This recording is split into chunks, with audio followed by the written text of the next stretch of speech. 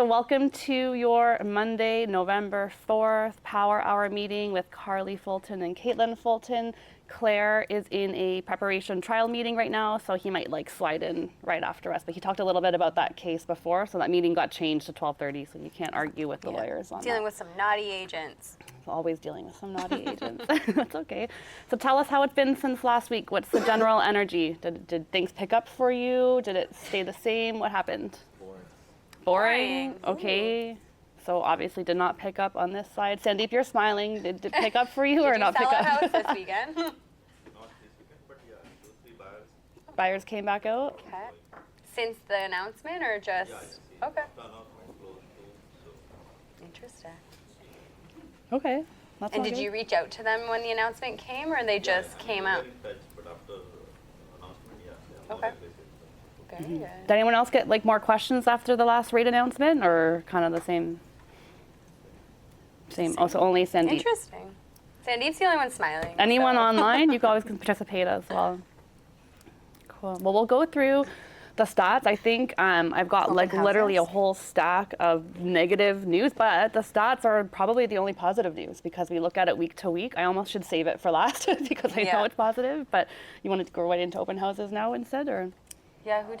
It's- Erin, it's how a did good your test. open house go? Oh, With yes. Tanner's. Yeah, sorry. I know I had some friends that went to it. Oh, really? Mm-hmm. He had 4 groups on Saturday and I think only 3 on Sunday. Okay. Interesting. But he's like in a much higher tax bracket. Yeah. I think it was like 1, 2, 4. 1249. Yeah. Okay. Anyone else do open? You did? Okay. I did one for Shiv on Saturday. I had like 13 groups. 13 groups. What price point? 1 point, like just over $1 million. Huh. Okay. So people are out and about. Ginny, did you hear from our new agent how his downtown condo open house was, or no? No, I didn't hear either. I was curious about it to see. You can do it. It's not always that successful, but technically you can do it. We advised this guy, he was brand new, to stand out by his sign. And if somebody approached it and asked him questions, just to escort them right into the condo instead of waiting inside the unit for somebody to come. But yeah, they're not easy. Either you can have 2 people, 1 person downstairs, 1 in the unit, or just stand in the lobby and Yeah. you And some take them out. some condos have rules you can't do open houses at all, so it just depends. Yeah. That rule. Yeah. Me too. Sorry, can't do your open house. Condos are It's condos are harder. tricky, yeah. It is trickier. I mean, if they're downtown, you have more success because people are walking about. But if you're like Durham, Scarborough, it's a little bit different Yeah. too. Yeah. Okay. Well, maybe we'll just get right into stats then. Go for it. Give you all the positive stuff first.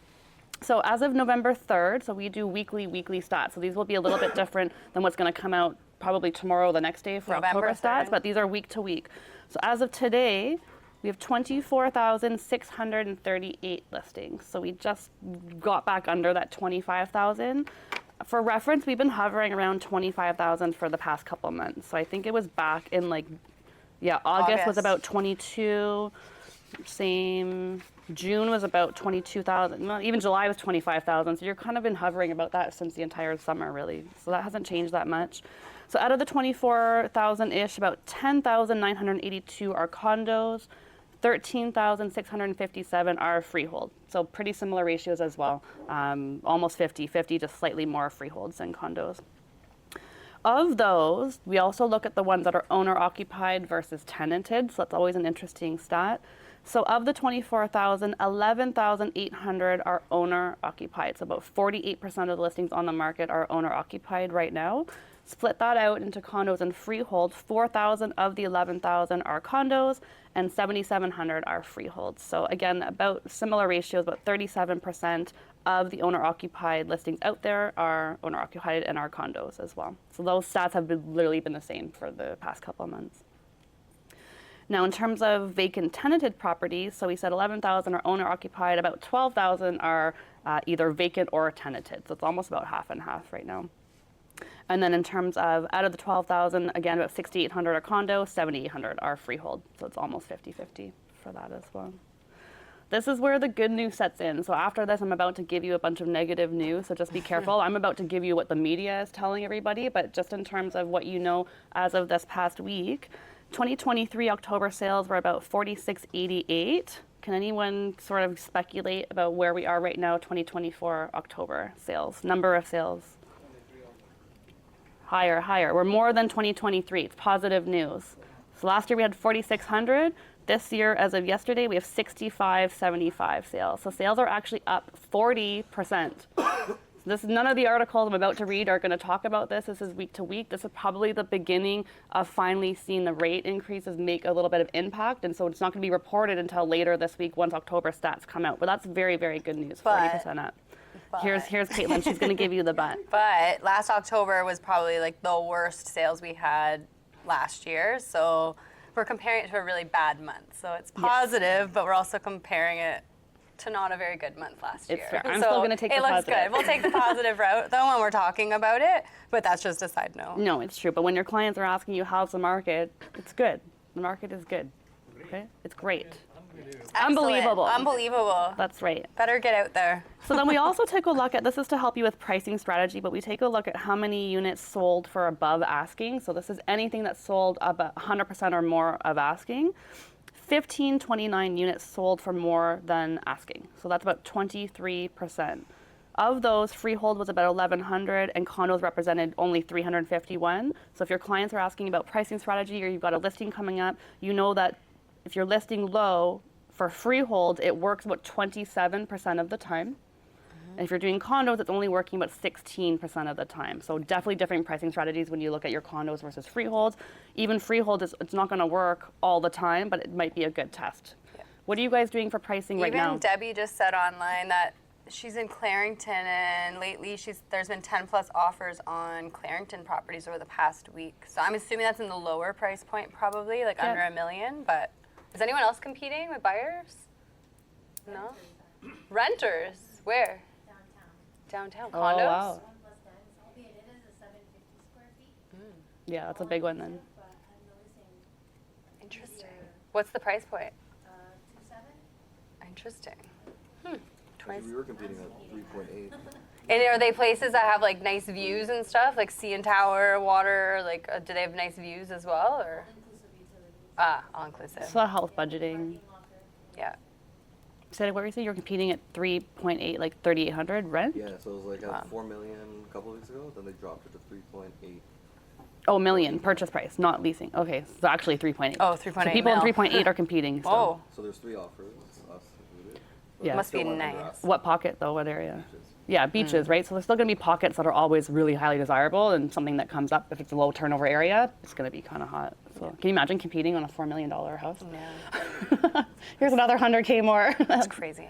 Debbie's was 800 price point in Clarington. So if you got first-time home buyers in the 800s in Clarington, you might be competing. Yeah, and this is where the mortgage rules are helping people in that price point, right? So it's And I just talked a lot extending about it. this last week. For those of you guys that have been doing the Systems for Success, is really doing CMAs based on areas. So when you guys are doing your consultations with your buyers and sellers, really focus not just on what's going on in all of GTA, but also narrowing it down to that specific pocket and price point, because obviously there's some price points in some areas that are going fast and for higher, and then there's some like condos downtown that are dead. So when you guys are doing your listing presentations, we have to be aware of like specific pockets when we're talking about pricing strategies. Yep.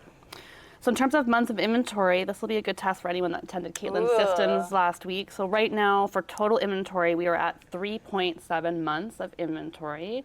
Do you remember from Katelyn's training what bracket that puts us If into? it's a seller's market, buyer's market, or balance, 3.7 months? What? Balanced market. It's like right on the teeter of seller's Yeah. market and balanced market. Anything under 4 months is typically seller's market. Yeah. Anything between 4 to 6 months would be a balanced market, and anything above 6 months would be a buyer's market. So super close, but we're let's- still not- We were over 5 months of yeah, so we're going down. It's going down. Now, Yeah. when you come to condos, it's about 4.9 months of inventory, about 5 months. So we were almost approaching 6 months. So we know for condos, it's more balanced in terms of that category, but I would still argue it's a bit of a It's buyer's market. better of a buyer's market, I would argue, yeah, for too. sure. Yeah. On the freehold side, about 3.2. So that's what's pulling the average up a little bit, is the condos. Active leases, there are 15,820 active leases right now. 8,900 of those are condos, 6,800 of those are freeholds, so definitely a lot more condo leases than freeholds. In terms of the ones that are vacant completely, about 9,300 of those are vacant, so almost 60% of the active leases right now are vacant. 5,200 of those are condos, so that represents about 58% of the total vacant listings, and about 41 of those are freeholds. About 60% of freehold leases are vacant right now. So people are anxious to sell those, I'm sure, or get somebody into those rental properties. Yep. In terms of the number of sales, in 2023 we had 6,145 lease units leased. And this year, as of last week, 2024, about 7,000. So leases are also up 23% from this week to last year this time. 4,700 of those are condo, which is about 21%, and only 2,400 are freeholds, so that represents only 8%. So we know there's a lot more condos for lease right now than freeholds. How is the rental market? Who's doing leases right now? I know we heard a little bit about downtown. Anyone else doing other Anyone areas? in Durham? Interesting. Someone says sucks. All Sucks. right. Sucks if Sucks you're trying to lease it landlord or out. tenant, yeah. If you're priced right though, it works. If you're priced out, it works. Yeah. So I think the problem is right now is a lot of mortgages are more than maybe what the rental is. So in Yeah. terms of sucking, maybe the price is right and maybe you're getting people in, but it's not covering the mortgage anymore like it used to. Yeah, So I've it's heard tough of right some now. agents that had a lease, like a unit for lease, and they wasn't leasing out. And I said, it's honestly just price. There's nothing more you can do. It's just price. And they said, well, my landlords they're new landlords. They weren't intending to be landlords, and now that new price isn't going to help them pay the mortgage. But they never got into that condo to invest in it. They were really meant to live in it themselves, can't afford it. But the rental is not necessarily going to cover your mortgage, especially in the GTA area. So. Which is important when you guys have landlord or like new landlord clients to let them know that sometimes they're not going to be cash flow positive, but long term maybe you're going to see the equity in it. But a lot of landlords right now are paying cash on top of what the rent is as well. Yeah. What were you going to say, Sydney? Sorry, I interrupted you a little bit. Okay, cool. Do you want to do a summary of what Chris Leader was talking about today before I switch into the bad news article? Okay. No, Chris Leader's session. So for those of you guys that come at 12 o'clock, there's some coaching that goes on. They were just talking about LinkedIn today and using AI. So I think we all know about it. ChatGPT.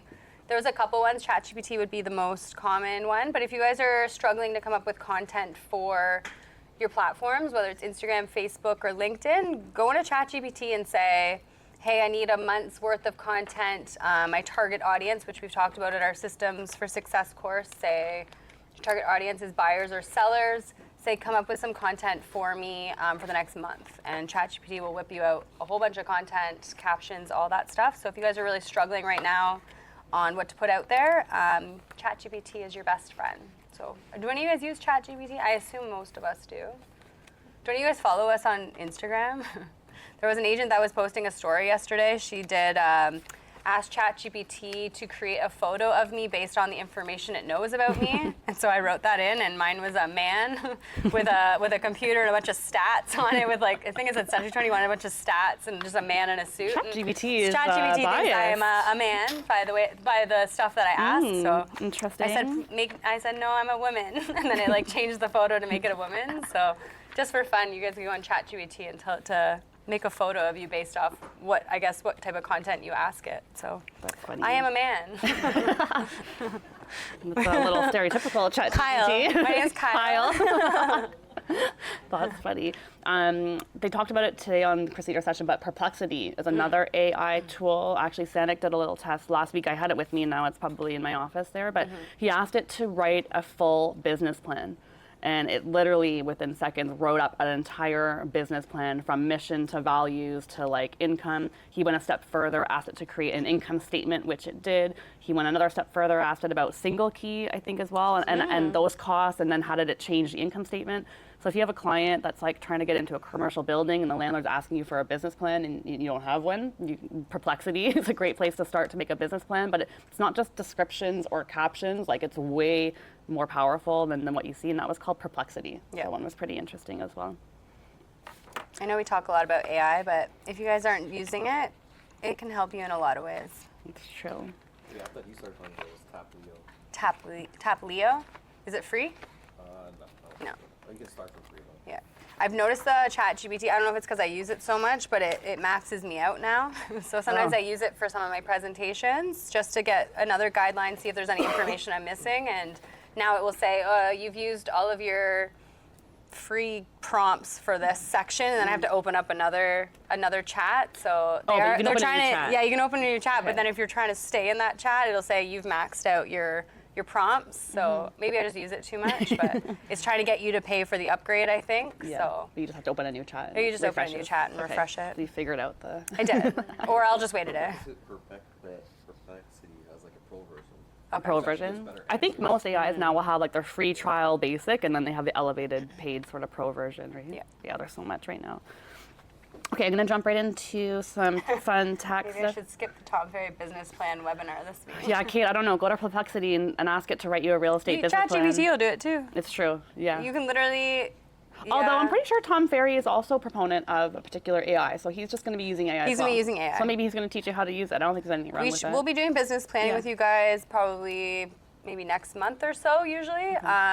So if you guys are starting to think about that, maybe write out your goals of what your 2025 goals are, how many houses you want to sell, how much you want to make, what types of prospecting or marketing activities you're willing to do and not willing to do, and say, create me a 2025 business plan. I bet it'll whip up something good for Are you. you going to roll out your own AI tool for the 90-day business plan? To other people? Yes. Okay. Yeah, we're in the middle of rolling out one right now, actually, which we're testing right now, actually. In December, you guys will see us on bus ads in the near future. Our faces will be there, so keep an eye out in December for the Fulton It's sisters going on to be some on buses. in the Durham route, though, not Scarborough. Yeah, So it'll be sorry, in Durham. But it's going to promote people to go to our new site, fultoncareers.com, which you can do a free 90-day plan. But Katelyn will roll it out to you guys as well as part of your 2025 So you can go planning. onto this thing, answer a few questions about your 2025 plans, and it will whip you out a nice business plan. So yeah, you guys can play with it too. Then we don't have to do a session. You guys can just do it from home. We can audit them when you get the Yeah. results. Okay, today, did you guys get this email? I got mine just today, like 10:30 this morning, about your vacant home declaration. It's already been a year, if you can believe it or not, but it starts on November 1st. That's for everybody to declare that their home is not vacant. So every owner still has to declare. That's what vacant home By tax February. is. So they'll actually change it. So they're calling it Vacant Home Tax Part 2. They learned a lot of mistakes that they did last year in the rollout in terms of the timing and the user-friendliness of the actual site. But starting November 1st, property owners will now have 6 months to once again declare that your residence is either vacant or not. If you do not declare, you will get a bill. So it's not only declaring if it is vacant. Every single owner has to declare the status of the particular property. So this is a really good touch point for your Toronto clients if you guys have them. Reach out to every single client you've ever had that owns a property in Toronto. Say, hey, there's this new thing. Even if you live in that house, you need to fill this out just to save yourself, because some of our clients thought that it was you only had to do it if the house was vacant. So you'll save your clients. Toronto All only. Toronto, yeah. Yeah. I don't think it's anywhere else. Is there anywhere else? Like Peel? I think it's just Toronto. Hamilton, so I think, wants to go. Scarborough, Etobicoke. Yeah, What's that? Toronto, Hamilton, Ottawa. Hamilton too? Okay. So Yeah, you've got Peel was Hamilton. talking about it too, so I wouldn't be surprised if Peel jumped on board as well. It's 1% of the assessed value is Nope. what you. Oh, did they It's change actually it? changed a lot. Oh, okay. Yeah, I'm here to tell you all these Okay, fun changes. let's It go used to to be that. 1%. Can anyone guess what it is now? 2. It's 3%. So they Ooh. voted to triple. They didn't get enough last year. They only got 50 million last year, so now they're trying to get 100. Okay, so that's a really important thing to reach out to your clients. It and is now really triple let the them tax. know. Now that's only if your house is vacant. You're not. If But your you house still is have not to vacant, declare. you have to declare it. But this is only vacant people. So people that do declare vacant, they're going to pay 3 times now. You now have until November 1st to April 30th. So before it used to be February, it was a really quick turnaround. They've now aligned it to the actual income tax filing timelines. So you have until April 30th to go onto the portal and declare it. Couple different ways. So you can do the portal. You can either you can call 311. You can go in person through a bunch of ways, but I think the portal is obviously going to be your easiest way. That's what I would be sending to your clients in terms of a link. Apparently, they have made that portal a little bit easier to use. The good thing that did need to happen, like when you did it last year, you never got a confirmation or an email or anything. Like the kind of screen just like went blank, and you're like, did I do it? Did I not do it? There was no way to check. Now you'll actually get an email confirmation, so you can print that. You can save it as a PDF, whatever you need to. You might have seen on your offers we put in a vacant home tax type clause, and we ask for proof. But how can you have proof if you didn't save it? So now you'll actually get like an email confirmation, so that will help. There are a ton of exceptions. I'm not going to go through all of them, but there's certain things like if the owner died within the 2 previous tax years, you can apply for an exception that will live on the next 3 consecutive tax years. If the property is undergoing repairs in a way that it's not livable, you may be exempt. If the principal resident is in a hospital, long-term supportive care, again, you have 2 years to use that as a claim. Whole bunch of things like court order. Obviously, if it's a court order that has been vacant, you're not going to pay vacant home tax on that. But yeah, so you do have to, like Katelyn said, everybody has to declare it. It's a really great way to tell your clients. Most of my clients, 80% of them don't know, and they forget every year as well. It comes up really quickly, so it's a good touch point for your clients. And if you don't declare, it went up 3%. The late fee itself is only $21 if you file late, though. Hopefully you all have CRMs and email databases of all your past clients that you can easily send one mass email out to, right? I know Christine and Raj just had a wedding, and all I could think about was how big your email list is about to get. I was like, that's going to be a big newsletter. We did that after we got married. Sanik didn't participate in that because he was embarrassed. But yeah, we emailed 400 people after our wedding too for home evaluations. You got 70 responses too. We got 70 responses. We should do it again, actually. Okay. Let's talk about, I'm going to do like a quick kind of summary and then maybe go into some things that are related to it. But condos, we know there's a ton of condos going into debt. This particular article is about the one at Toronto, Young and Bloor, called The One. You know, it's going under receivership. It just goes to show you that having a designer name like Mizrahi and having something fancy and luxury doesn't always mean that the project's going to happen. So this is one of many projects that are not happening. They're $58 million in debt, and lots of other like sketchy things like contracting fraud and increasing fees and lots of, you know, not so fun stuff. But, you know, you could go as fancy as The One, Young and Bloor, all the way to Scarborough, the borough, and you have the same type of challenges. So it just goes to show you just because you have a fancy name, sort of celebrity status, doesn't mean that the project's any good. So still do your research, and people are still going through that. They're still trying to resell that whole project right now. Again, I hate talking about all this negative stuff, but yeah, we are not on track to housing start. So we had a goal of trying to create 1.5 million homes by 2031. We are like not even close to that target at all. Every sort of government has their own sort of plans on how they're going to achieve it, but we're looking at like they're anticipating about 100,000 only in 2027 alone. So there's no way we're going to get to 1.5 million in 2031 unless something gives. So different types of governments are trying to do different things, which I'll go over, but we'll see how that happens. We talked about rentals being down, and right now the Canadian permanent resident application has actually plunged 57%. So that could be why you're seeing a little bit of struggle on the rental side. A lot of our rentals were housed by, you know, new students and new Canadians as well, and those, you know, had good permits and things like that. But that actually has decreased about only 17,000 this past July. It's the 3rd consecutive month that they have double-digit negative growth year over year. So that immigration is definitely going to impact our housing and the rentals a little bit as well. We talked last week about Airbnb rentals now being hit with 13% HST. So your long-term rentals are protected. Those are HST exempt. But if you turn a rental into a short-term rental, even for 90% of the time, meaning 10% it's still long-term, but you're still doing it short-term, once you sell that property, you will be hit with 13% tax on the value that the property sold for. And for the duration that it was considered a short-term rental. So they're going after short-term rentals, Airbnb. Not necessarily a bad thing. They're trying to get long-term tenants into long-term rentals instead of short-term type commercial business. So that's why they've implemented that to try to assist with housing. But if it's a principal residence, there is. For the time it was. Yeah, if it's like a long-term stint rental, it's not HST. It's not really this part of the same thing. That's more related to like capital gains tax and things like that. But yeah, most likely if it's your personal residence that you're selling, you're going to be HST exempt as well. Yeah. Tressa. We just got through, you probably didn't know, we did phase 2. Phase 1 and 2 kind of rolled in together really quickly, and you heard me updating it. So they're getting ready for phase 3, starting as early as this year. You'll hear lots from me. I'll probably do a separate Tressa section on that, or kind of just talk about it every meeting. But some of the highlights of things that they're changing is they are going to require auctioneers to register through RECO. So previously you could actually have an auctioneer type company to auction houses outside of like the real estate world. Now they have to register through RECO. Is to hinder competition with you guys. They've strengthened disclosure rules for hidden defects as well as guaranteed sales programs.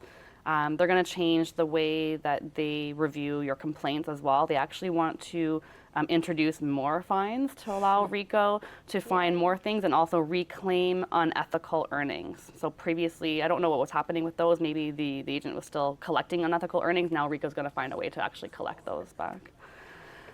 In terms of education, so I went to a meeting last week, a TREB meeting, and part of the complaints were that in the Humber program, they're still teaching parts of TRESA that are not today. So they're still in Humber talking about customer relationships and things that we're not allowed to do now today under TRESA. So people were really complaining to the TREB board about that. So as part of TRESA, they're trying to introduce a 2-year mentorship program for new agents. And that's going to be similar to what we did when we went to school, because we did it through pre-Humber at Oria. And you had a 2-year articling period, which meant you joined a brokerage. And in that articling period, you were supposed to be mentored and training. And even though you could trade real estate, you're sort of being trained and mentored. So I think they're going to bring something like that back. Felicia is our brand new agent in the room. I'll welcome Felicia at the same time. Welcome.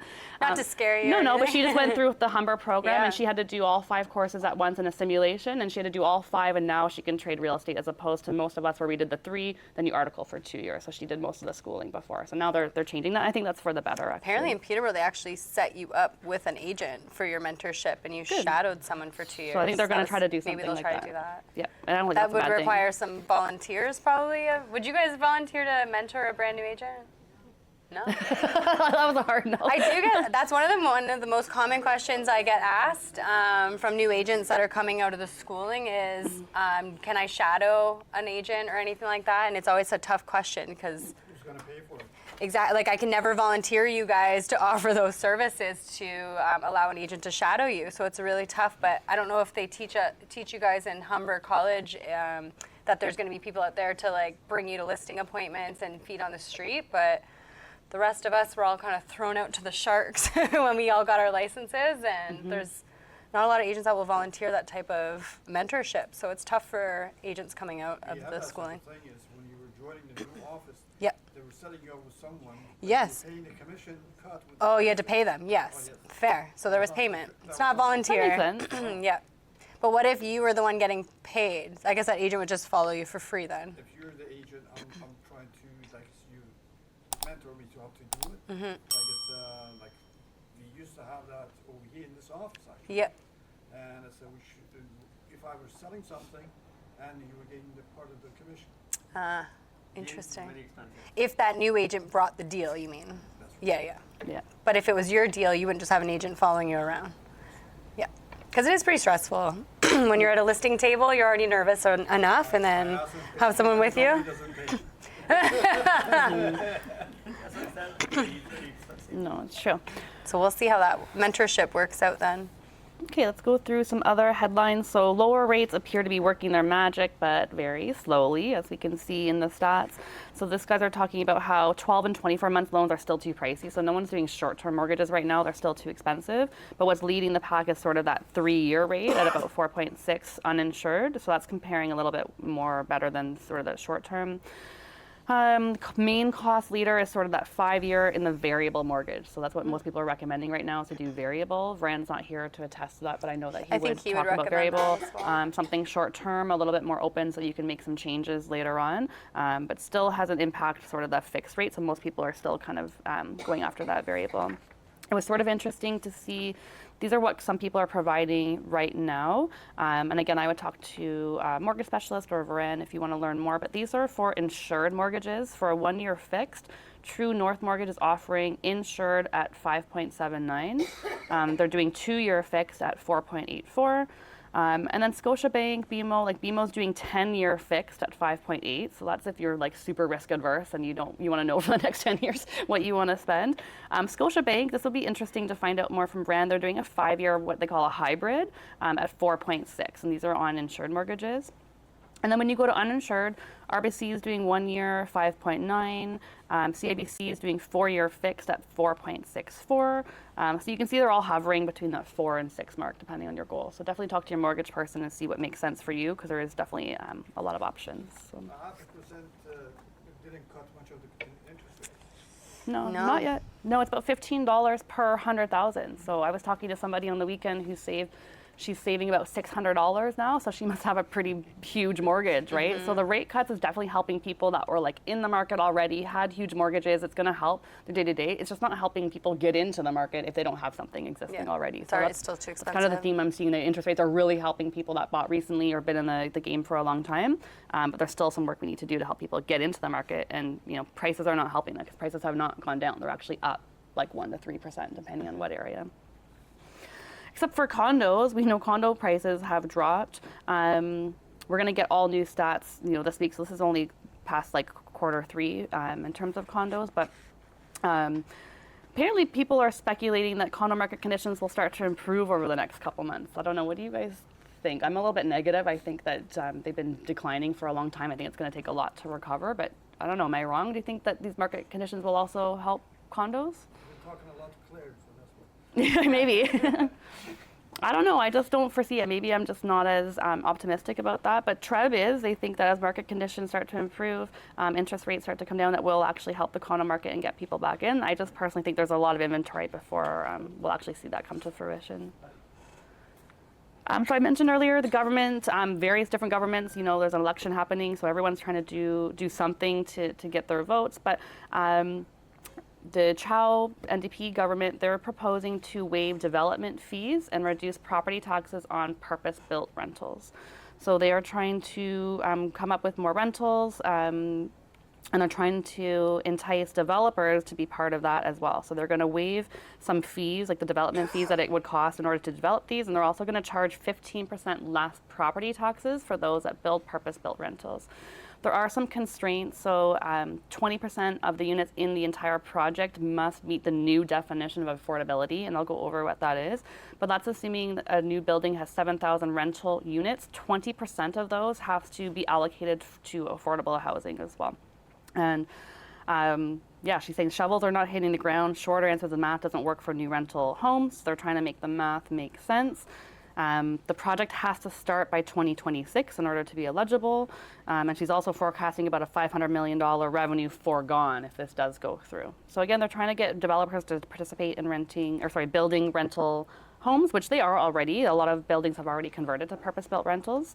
But in order to be affordable, what the target means is in 2021, so they've actually changed this as of this year, but 2021, the earnings had to be $43,600 with a rental cost of $1,000 per month. So can you imagine a developer making a building where they're going to rent out a one-bedroom place for about $1,000 a month? Like, it's not in line at all with market conditions, but in order to be eligible for the tax incentives and development fees, they have to build 20% of those in the affordable category.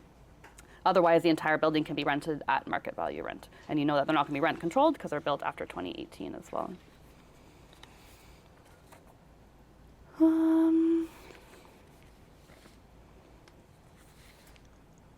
Which negative news would you go for? Toronto condo prices just had one of the worst months on record. So again, super, super negative. Maybe I'm reading this interesting, but they say the benchmark condo fell a whopping 2%.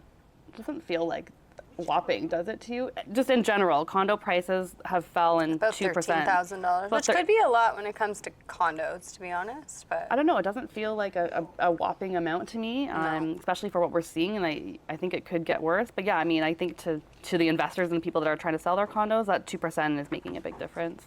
But prices haven't been this low since October 2021. But if you remember, like pre-2021, condos were never up there in terms of pricing anyways. Like, we were never that crazy pricing. So you can't really compare to 2021 because our prices all over went crazy. They're still 22% higher than they were pre-pandemic. So January 2020, condos were 22% less. So it's interesting. So yeah, they're definitely going down, but not as much as I would have thought, to be honest, with the amount of inventory. So we'll see what happens with condos in the future.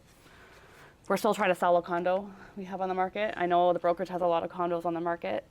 And the question I get every week is, what can I do to sell this condo? price.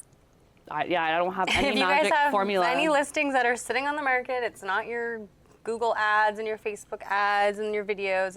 It's price. That's it. 99% of the reason it doesn't sell is price. Yeah. So I don't have the magic formula, the magic pill. That There's is the there's magic nothing you can formula. do with photos, the description. It's literally just price and Yeah. pricing. So when you guys have strategy. clients saying your sign should be red, or you need to be on the camera and doing all this and telling you all the marketing that you need to be doing, it's literally just the price. That's the only solution to it. Sorry. Sorry. Now, are you recommending people do price change or do a cancel relist? Cancel relist. Why? Because then it comes up as a brand new listing, and if you're going into a new price point, sometimes the buyers or even the agents, if they're not educated, they won't even look to see if it was on the market sometimes, so it does come off as a new listing.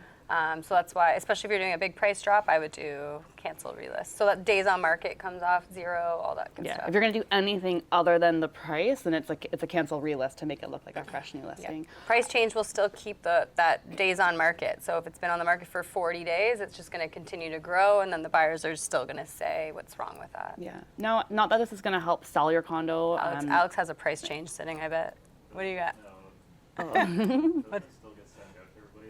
It'll still get sent out, but the days on market's still going to show up as 40 plus days, right? So maybe. Could be. Maybe they're desperate. Maybe we can go after them. There's an argument for both sides too, for sure. Yep. Yeah. Yeah. Well, we know If it's you list working low, 17% of the I time. would But still do a cancel relist. Yeah. I always like a fresh listing. yeah, I do too. The other advice I've been giving too is when you're doing your photos, not that this makes a huge difference, but I think it looks a little nicer when you don't do a picture of the tower or like the lobby or the corridor. Go straight to the it feels unit. natural to want to do like outside the building and then go through, but I find that like you're going to see thousands of pictures with towers in front of them and people aren't buying it for the look of what the tower looks like. If you've got a nice den or a really nice internal unit, do your first 5-10 pictures of the unit itself. Yeah. We were saying that about freeholds too, or like, I know you guys get 40 photos, but you don't have to use all 40 photos. So sometimes less is more. So if you've got a photo of a storage room with boxes and a junk room and all that, take that out. Like take out all like the crappy photos. If it's not staged properly, like less is more in some cases. Yeah, for sure. Even like you don't need 5 shots of the kitchen in a condo. Like there's only so many angles you can get of that particular kitchen, right? So. I've been reading a lot of articles, and we've talked about it a lot this year as well, but the bank of mom and dad is still highly relevant. Still a majority of first-time homebuyers are relying on their parents to help them with the down payment. Not to mean that the buyers have to qualify themselves. They still have to qualify for their own mortgage, but they're getting that down payment assisted. So there are some things to think about before you do gift your down payment, and I'll go over those. But the study was kind of interesting. They did a study with Generation Z and millennials who are planning to buy a home in the next 5 years. And this is the range between 18 and 34, so the majority of first-time home buyers. And they've becoming less. So less and less of these guys are actually participating in the real estate market. But they did do a survey that said that 56% say the economy is negatively affecting their finances and delaying their plans to buy a house. However, 58% remain optimistic that they'll still be able to get into the market. So even though about half of millennials do think that it's a struggle and that it is negatively affecting them, still the same percentage is confident that at some point they'll be able to get into the market. Most likely with parents' help, with the reduction of interest rates, more government programs to help them. But that's still a bit positive to know that even though they're struggling a lot, they still hope to get into the market. And that's where, previously I had said start to focus on a different generation for your real estate business as well. But, if they are going to get into the market, maybe you do start to tap into that a little bit, especially with their parents as well. I'd say Gen Z. We keep talking about millennials like we're children. Gen Zs are in their 40s We are now. millennials, by the way. Gen Zs are not children anymore. Like they keep putting in the news articles. We are 40-year-old grown-ups. So we need to start thinking about the Gen Zs that are in their 20s and 30s, and they're going to be the ones that are going to be struggling to afford homes. It's true. We get a bad rap for sure, right? So if you are going to participate in helping kids, or you've got clients that are going to help the kids, just a couple things to remind you when you are gifting a down payment. A couple things, like I said, the buyers still have to qualify for their mortgage. So it would be such a shame to give somebody a huge down payment. They get this huge mortgage and they can't actually afford to pay that mortgage. That doesn't actually help them. That's just going to help them get further in debt. And I've actually seen it with some of our listings where it's in the kid's name and they couldn't actually afford it. Now they're going in the power of sale, so that's really unfortunate. So you want to make sure that whatever you're giving them, they still qualify with their monthly income on their own, unless you're going to help them also with cash flow. So it's got to be a good balance of giving them significant enough down payment to reduce that monthly mortgage payment to help them out as well. 31% of first-time home buyers have received FELP from families, so we're not surprised there, and it Seems has low. gone up a lot. Yeah. It seems low, but it's gone up 20% since 2015, so Yeah. it's getting more and more. Yeah, and Claire's talked about this too. Like instead of waiting for you to pass away or the parents to pass away and then they give you money later on, it's almost better to do it while you're still here, and even while you're still here to give your kids advice while they're taking on these types of investments instead of you passing away. They get this money and then they don't really know how to run an investment. It's kind of good when they're in their 20s, 30s. You're still around to help them navigate having a mortgage and all of Yeah. that, plus you're giving them the money. So Yeah. if you've got it, give it. It's true. So you are reducing the size of the mortgage needed. You're helping them save interest costs. You also could help them eliminate mortgage loan insurance altogether. So if you help them get over that 20% threshold, you're going to help them save with their insurance as well. Like I said, kids still need to be approved. Lenders may ask for a gift letter. So you can't just gift money and assume that that's now in your bank account. If you see a big lump sum or you know it's coming from a gift, the mortgage lender is likely going to ask for a gift letter. Also the parents have to be careful if the deposit amount, or sorry, the down payment amount is coming from like an investment. There may be tax consequences on their side for taking out that income. There may also be time constraints as well. It may not happen immediately as well. So just have some planning as well. You may also want to make a legal agreement to protect your child if they are not married yet or they're in a relationship and the partner is also moving into their house and they're not part of the mortgage. You may also want to take some legal advice in terms of a prenup or some sort of legal agreement to protect your own assets that you're doing on the one side of the family. So something to keep in mind as well. Other considerations are fairness and family harmony. So maybe there's more than one kid. Maybe they all have different income levels as well. Maybe they're different ages. This article was suggesting if you have a child that's earning more, maybe they do take the benefits of the money once the parent has passed away as opposed to giving it all at once. So you kind of have to make sure you're equal with all of your children, but also take into consideration what their current income level is as well, because it may not be equal as well. And other things you can help your kids with, not just giving them money, but also helping them contribute to their FSHA or tax-free savings account or something like that, where they're actually contributing on a consistent basis to an account that they're going to use to purchase a house themselves. Yeah. So we think that's going to happen more and more. Oh, there's my perplexity. I was looking for my business plan there. This news is kind of exciting.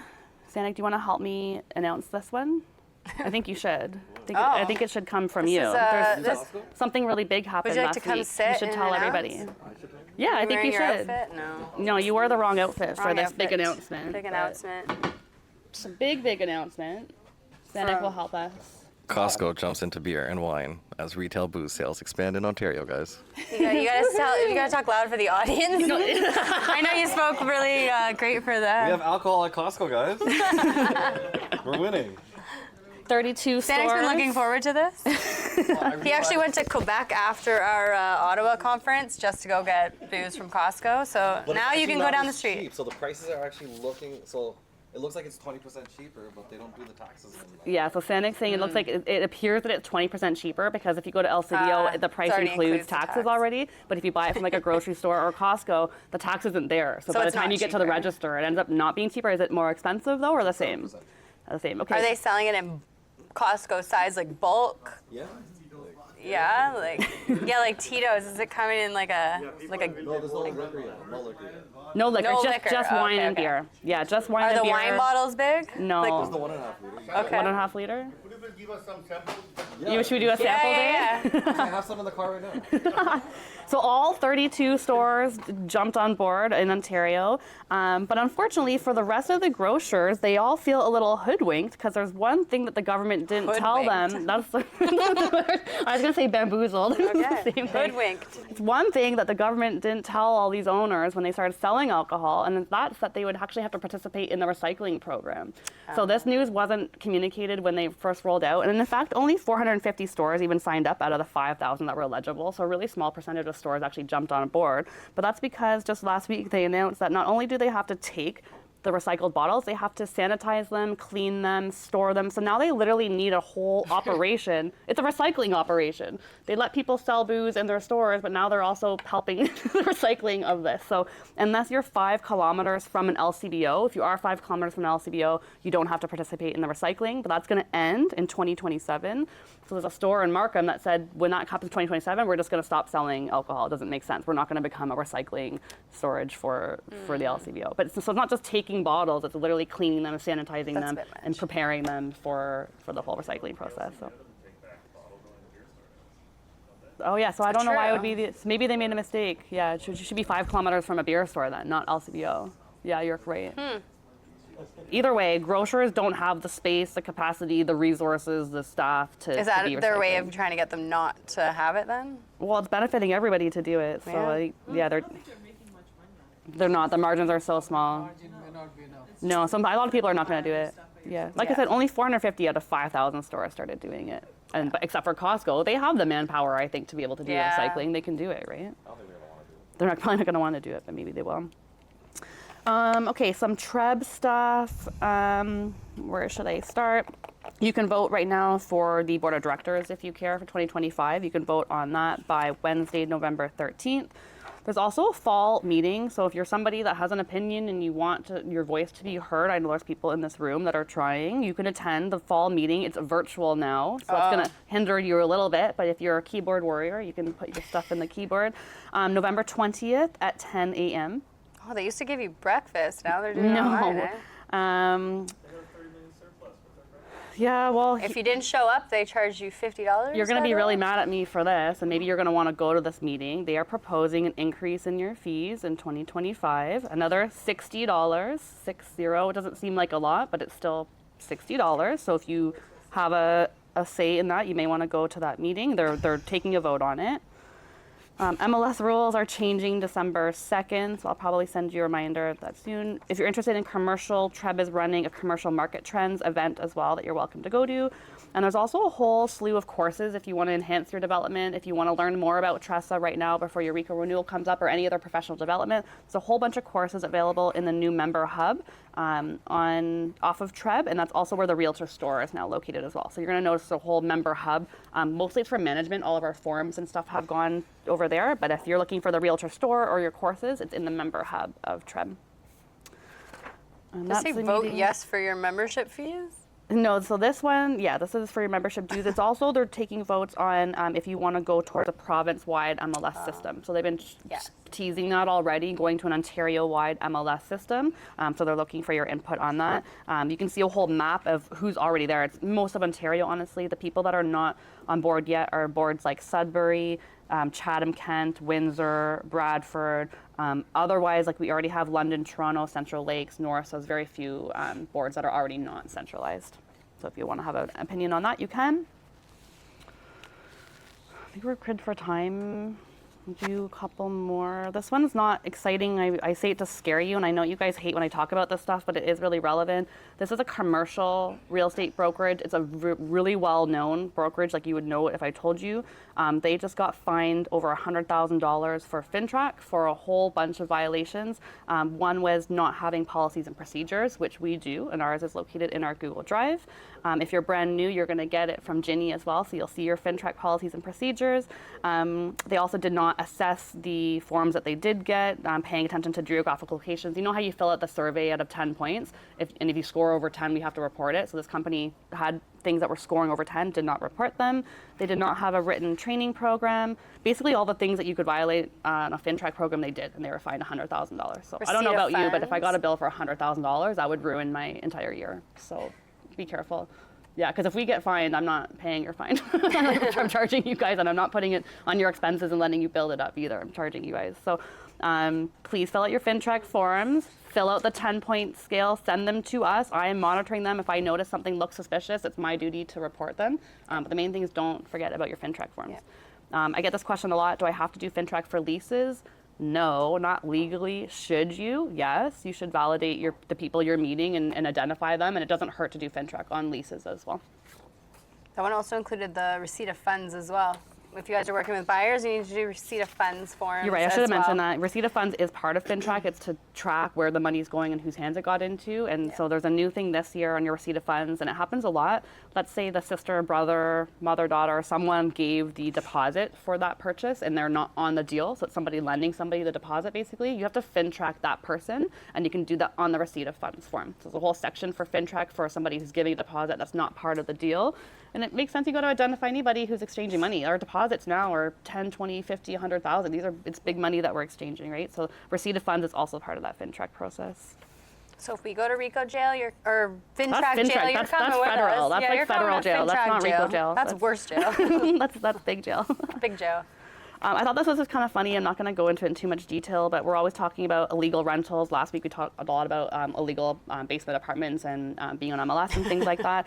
Brampton has really strict rental rules, and there's somebody on their council that actually has their own illegal rental property. So somebody's outing them The local on the councillor. news. It's the local councillor of Brampton. He's been a big proponent in the registration and what they need to do to make an apartment legal, but he also has an illegal apartment. So just to show you that not everybody That's legit. is perfect. Yeah. You can read up on that if you want to. That's all the negative stuff I have. So remember, the positive stuff is there's a whole bunch of new rules, mortgage rules for first-time buyers. The market is up. I think next week when we see October stats, you're probably not Should be going to this see week. a big lift yet. I think when we see the November it today or stats tomorrow. is when we're going to start to see the lift. So as soon as we get the stats, we'll share them. But I can tell as of this week, it's gone up. So it's not going to reflect necessarily in the stats that we get this week, but I think you're going to start to see a slow build over the Christmas. Do you want to go into what you're doing for systems in this week? I have Rich Yeah. Robbins tomorrow Is and anyone Wednesday. going to Richard so- Robbins this week? Okay, good. One person. So I'll see you guys I think there there's as a few well. of you guys from the Okay. office that are going. So Richard Robbins is in town. He's doing a couple days. Move over so you're a little center in case we need to that's do a okay. reel with you. So this week, we are on week 5, guys. We're almost done our 6-week training program for the Systems for Success. We've had consistent 80 to 90 people every week, which is really good. So the attendance has been staying up. I don't know if that's because I'm not offering the recordings afterwards, so you guys feel forced to come. But hopefully you guys are getting a lot out of it. Last week we talked all about the listing presentation and all those steps that you do when someone says, hey, can you come give me a home evaluation? We talked we went really in depth about how to do a CMA, what to do when you walk in the door and you say hello, how to go to the kitchen table, and exactly what that presentation looks like. Hopefully it scared the crap out of you guys, because it should. I get a lot of agents that will call us on a Saturday at 2 o'clock and say, hey, Katelyn, I have a listing appointment. It's today at 6. And I will go, sorry. That's like a full 2-hour training program. So when you guys are going onto listing presentations, hopefully you're bringing more than just a CMA. Hopefully you're taking the time to actually research what's going on in the market as a whole. You're looking up the stats on what's going on in the neighborhood. You're doing a deep dive into the comparables and really educating yourselves, because especially these days, there's a high chance that you're being interviewed against more than one agent right now. So if you're just rolling up with a little rinky-dink piece of paper and saying, hey, list your house with me, you're gonna not get that listing. So my whole goal was to train you guys on how to do a proper presentation and get hired for that listing. So that was last week's. This week's I'm gonna be going over every single thing that you need to do when you get hired for a listing. So again, it's not just as simple as let's call the sign company, put a for sale sign up in the lawn, and let's get it on the market. I'm going over the pre-market preparation, so how to get your clients to declutter their homes, get the painting done, the electricians in, all the handymen coming in to get the house ready, what the staging consultation will look like, when you should order photography, lockbox installation, coming soon signs, which we've got new rules for. You can only have a coming soon sign for 3 days, so that's changed in our program from last year. I'm going to talk about open houses, how to do marketing, how to negotiate the offers that are coming in as a listing agent. What else are we doing? How to close the sale, so how to prepare for the buyer showings that are coming in, appraisals. There's a whole whack of things that happen behind the scenes that not a lot of people give listing agents credit for. So I'm going to teach you guys really how to properly put a house on the market and how to do the post-sale marketing as well to hopefully get another listing in that same area. So I have I think there's 10 checklists that you guys are going to get. That's one of the big things that I've been giving out this year that I didn't give out the last couple of years, is actual checklists to keep you guys in order, as well as checklists to give to your clients that I've got some for how to get them to prepare their house for a showing. So reminding them to put the toilet seat down, turn the lights on, make sure it smells nice, get rid of the cats and the dogs, all that stuff. So it's going to be a really jam-packed session again this week. So that's what to do when you get a listing.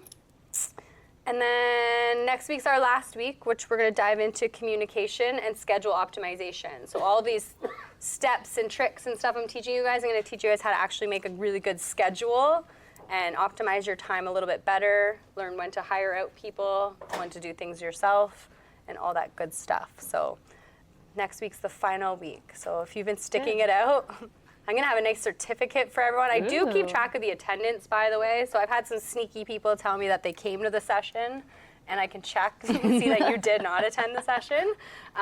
So I do have the ability on Zoom now to check attendance. So if you have attended all the sessions, you'll get a certificate at the end and maybe a nice big manual of all those systems as well. So Have you guys liked That is it? the How's the feelings? Yeah. very informative. Would pay for it. Yeah, there you go. So yes, it will be a paid program starting this year for outside people, or if you missed the session, I'm going to give it to you guys at a much cheaper rate if you guys want to have all the recordings and have the booklets and all the checklists as well. I'm even selling the checklists in template version. So if you like the checklist but you don't want Fulton Sisters all over it, I'm going to sell the editable checklist on Canva so you guys can have access to that as well and put your branding all over it too. So it's not just lime green and Fulton all over it. But there's about 55 checklists on that Canva account, so I'll be selling that as well. Good. Kate loves your rinky-dink CMA. I love the rinky-dink CMA. Nobody's doing rinky-dink CMA. I hate here. rinky-dink CMAs, guys. Stop doing those. Don't just show up with these little, here's the solds of the neighborhood. There's so much more to it than just showing up to a house with a little CMA. So hopefully you guys gathered that from these presentations. Thanks for hosting them. Yeah. So I just want to welcome Felicia one more time. I know you mentioned you in the middle of my thing, but welcome Felicia. She's from the Durham area. I'm sure she would love to host your open houses or help you with showings. So Yeah. if you need to be connected with her, let us know. But welcome. We'll put you, are you in our WhatsApp group yet? No, We'll do be it all doing that. today. Yeah. And if you guys are on here and you're not in the WhatsApp group, remember we do have an agent WhatsApp group, the help group, which we put out open houses. Actually, one was given out this weekend with 2 hours notice. A family emergency happened, and another agent stepped in and she took over that open house. So That's it's awesome. a really good chat if you guys need some really last-minute assistance. And then we have a chat as well for important dates. So any training, any news that we need to get out. We've got two different WhatsApp groups for you We guys. have two because one, you guys chat a lot in. So whenever I put something important, it gets lost immediately because someone else will send something. So one of the groups is so that we can share stuff that you need to know, and the other one can be like a free-for-all with some rules. It has to be real estate related. You'll see me deleting stuff in there every once in a while, but that's why there's two of them. So if you're not in those chats, message us maybe, and we'll get you in them. Cool. Anyone have any listings that you want to talk about or advertise, or any tales from the street, or any questions? Anything we can help with? Sandeep? Yeah, two properties. Two properties. One is in, they are far, one is St. Catherine, one in London. St. Catherine, Both the London. properties with a separate basement income. Okay. Cash flow is $4,000 rent. Okay. The landlords, they bought it in 2021 with a 10% Whoa. rate of interest. Okay.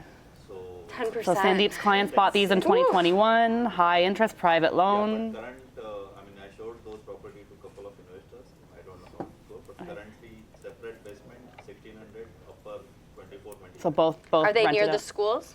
Yeah, both are. Both Near the schools? universities. Okay. Yeah. Okay, great. And they're going to be on MLS? Or? Yeah, one is on MLS, one will be coming. Okay. One more listing I am putting condo. Mortgage you can transfer if I am the seller. For 10%? No, Oh. 1.49.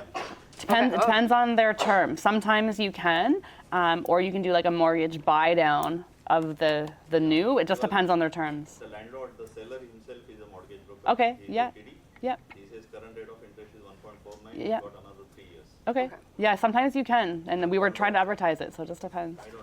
Yeah, the condo Okay. is on Young Street, Young and Finch. Young and Finch. Okay, so two properties in the kind of west area, one condo. Talk to Sandeep if you've got any buyers for him.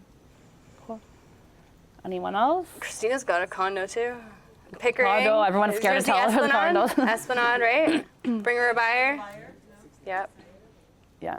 It's been like 5 months. Steve's got a condo. Yeah, I got a condo on order and it's I think that's like your realtor birthright right now. You have to have a condo listing. You don't have a condo listing. Oh man. terrible. Yeah, condos are not fun. So my advice for condo listing people is just move on. I think it depends. We'll find another listing. It 'cause depends it's on your gonna take a seller. lot. It totally depends on their motivation, what state of their life they're in. It's Yeah. all going to determine how they Yeah. can sell that. But I've watched some where they've dropped by like 200,000-300,000. They're still sitting. I Yeah, know. exactly. Yeah. Like there's no real. I know. There's no real thing. Patience. I told someone last price and patience. Like, I'm telling you, I've watched Yeah, some, like, that's Yeah. why I was like, just go, don't focus on it, because some people will make the mistake of focusing on that listing that's not selling. Just go focus on getting more. Perfect. Sorry, Kate's just telling about a story. She tried to book something, couldn't find it on a broker rate, so she called the office, which is totally reasonable way to book an appointment. And the agent gave her a hard time because she didn't know how to use showing time. So there are some brokerages, I don't know why. No One's Home is one of them. They use showing time instead of broker bay. I don't know why to be different because we all get broker bay for free now. But Right at Home still uses showing time. So there's other brokerages still use showing time. Flabbergasted. I don't know why, and that's really rude. And I'm sorry, Kate, that you went through that. And if you're a listing agent, don't be rude to agents just trying to book a showing on your property. Especially buyers agents right now. You need to be nice to So them mean, because be nice. we're desperate. We're collaborative. At least Percy Fulton agents, yeah. An agent cursed? The front desk, The front desk lady, because I asked for a one-day code for an out-of-office one. Uh-huh. yeah. Oh, no, we don't effing give those out. Effing. The front desk? I was like, every other brokerage in your Wow. Oh my God. Everyone's cranky. Guys, that is not the time to, This is not the time to be pissing off buyers agents. No. we need to make them happy. no, I think, The lockbox asked you about? Yeah. The guy was like, "Do you not know how to use a lockbox?" Oh my god. I was like, "What?" And then I found that number that he gave me as the lockbox was the serial number of that lockbox. Oh my god. yeah, there's a lot of rude people out there. My advice to you The best is, thing is to be nice, extra nice to them and make them feel bad. For 4 months. yeah, I'm sorry you guys go through that. There's a lot of rude people, but just know when you're on the other end, just treat people with kindness. Yeah. For sure. Okay, Okay. I think that's Sounds it. like we're done. Have a good week. We'll see you next week. There's no holidays or anything weird, right? So we're all No. here? Okay. We'll see you and save next the week. date, December 17th, and elections are happening. Trump Go vote. forever. Okay. See And, you well, Wednesday. not you vote, but the U.S. are going to be voting. Yeah. Have a good week. See you guys.